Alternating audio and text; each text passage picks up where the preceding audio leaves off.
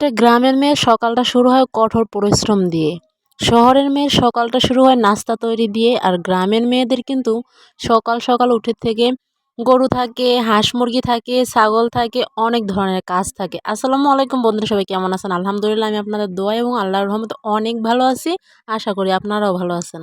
আমরা গ্রামে থাকি। গ্রামের এইসব সমস্ত সব কাম-কাজ গুছানোর পরেই কিন্তু আমাদের নাস্তার তৈরি হয়। আমাদের নাস্তা বলতে কিন্তু বেশিরভাগ সময় ভাত থাকে। রুটি কিন্তু সবাই খায় না। হঠাৎ-মঠাৎ অনেকজনে কিন্তু রুটির নাস্তা করে। তবে ভাতের নাস্তাটাই কিন্তু বেশি খায়।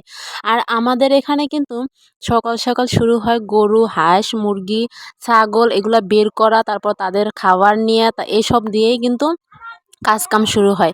আজকে ছিল রোজার ২৭টার ভিডিও, অনেকদিন পরে একটু আপলোড দিতে দেরি হয়ে গেল। তো যাই হোক, এখানে সকালটা আমার শুরু হয়েছিল কোরআন শরীফ নামাজ পড়া দিয়ে। তারপর একটু বেলা হয়ে যাওয়ার পরে গরুর জন্য খ্যার কাটার জন্য নেমে পড়ছিলাম। এই তো খ্যার কাটতে যেয়ে আমার হাতটা একটু কেটে গেছিলো, ওই জন্য একটু দেখাইতেছিলাম। তারপরে হচ্ছে খ্যার কাটবো, খ্যার কাটার পরে হচ্ছে অন্য কাজকাম করা।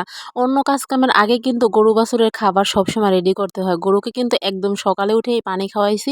এরপরে এই খ্যার যদি না কাইটে দিই তাহলে কিন্তু হবে না। আগে কিন্তু গরুর খাবার, তারপরে কিন্তু নিজের। এরপরে মুরগির বাচ্চা আছে, এদেরকে পরিষ্কার করা, তারপরে কিন্তু অন্য সব কাজের ব্যবস্থা।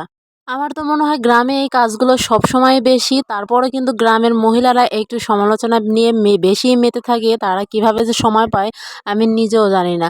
যাই হোক, খ্যার কাটার পরে কিন্তু এই যে বিকাল হয়ে গেছিলো। আজকে যেহেতু ২৭শে রমজান ছিল, তো আমার কোনো পরিকল্পনা ছিল না যে পিঠা খাবো বা পিঠা করব। হঠাৎ করে মনে হলো যে একটু পিঠা করি, আর একটু খিরসা করি, আর একটু সাথে মাংস রান্না করি। এরপরে হচ্ছে চলে আসলাম এখানে। হঠাৎ করে মন গেছে, তাই হচ্ছে ৪টার পরে চলে আসছিলাম। অনেক তাড়াহুড়ো করে কিন্তু আটা সিদ্ধ করে তারপরে কিন্তু এখানে রুটি পিঠাও করে নিয়েছিলাম। তারপরে একটু খিরসার জন্য কয়েকটা হাতে কাটা সেমাইও বানাই নিয়েছিলাম।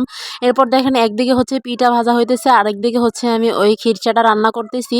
খিরসাটা হচ্ছে আমি চিনি, দুধ সব কিছু দিয়ে দিয়েছিলাম। তারপরে একটু হালকা একটু আটা গোলায়ও দিয়ে দিয়েছিলাম। আটা একটু গোলায় না দিলে কিন্তু রুটিটা খাইতে ভালো লাগবে না, সেজন্য কিন্তু এই রকমের রান্না করছিলাম। আর নওগাঁতে কিন্তু এটা খিরসাই বলে, আর আমার বাবার বাড়ি ওদিকে বলে চুই পিঠা। তখন ওই চুইটা আরেকটু বেশি থাকে পরিমাণে, আর এই আটাটা গোলায় এতটা দেওয়া হয় না। তো এখানে যেহেতু খিরসা বলে, তাই আমি এটাকে খিরসাই বললাম। যাই হোক, এরপরে হচ্ছে এখানে মুরগির মাংস রান্না করবো। তো মুরগির মাংসটা হচ্ছে আমার বাড়ির পালা পোলট্রি মুরগি। আর এই বাড়ির পালা মুরগি খেতে কিন্তু অনেক বেশি ভালো লাগে।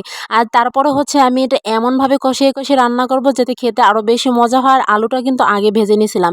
যেহেতু ভিডিওটা বড় হয়ে যাবে, সেজন্য আমি হচ্ছে কেটে কেটে দেখাইলাম না। আলুটা আগে আমি ভেজে নিয়েছিলাম। যত মশলাপাতি লাগে সব কিছু কষাই, এরপর কিন্তু মুরগির মাংসটার আলুটা দিয়েও সুন্দর করে কষা নিলাম। এরপরে দিয়ে দিলাম তরকারিতে ঝোল। যেহেতু পিঠা দিয়ে খাবে, সেজন্য কিন্তু একটু ঝোলের পরিমাণটা বেশিই রাখবো। এবার জিরা গুঁড়া দিয়ে রান্নাটা শেষ করে ফেলবো। আজকের মতো ভিডিওটা এখানেই শেষ করে সবাই ভালো থাকবেন, সুস্থ থাকবেন। আল্লাহ হাফেজ।